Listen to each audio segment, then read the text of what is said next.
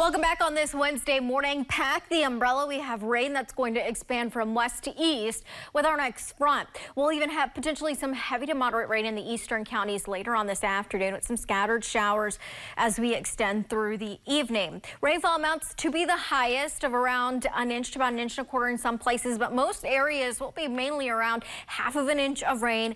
I do think that the eastern counties of the UP will end up with the highest rainfall amounts.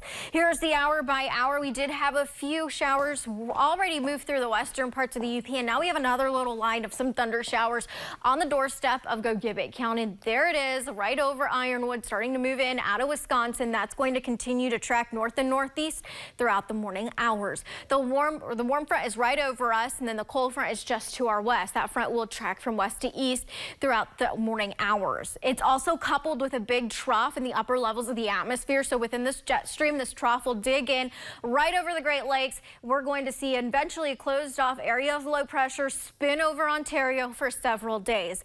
When a setup like this occurs, it allows a lot of little disturbances to kind of ebb and flow through the periphery of this right over the Great Lakes. And then that brings in those shots and those spurts of those times of rain and snow mixed showers over the coming days. Here's the hour by hour for today's rain.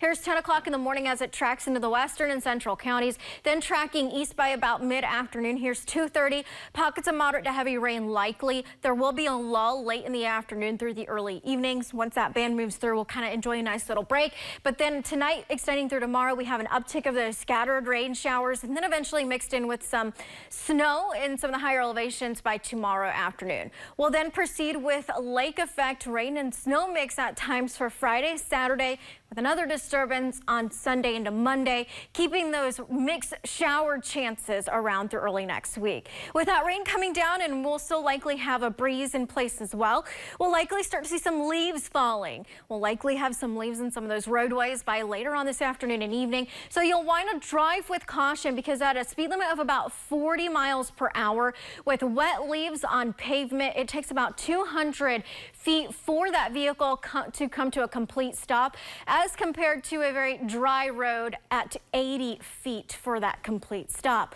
So just drive with caution. Temperatures will fall throughout the day. 60s this morning, but 50s as we head towards this afternoon.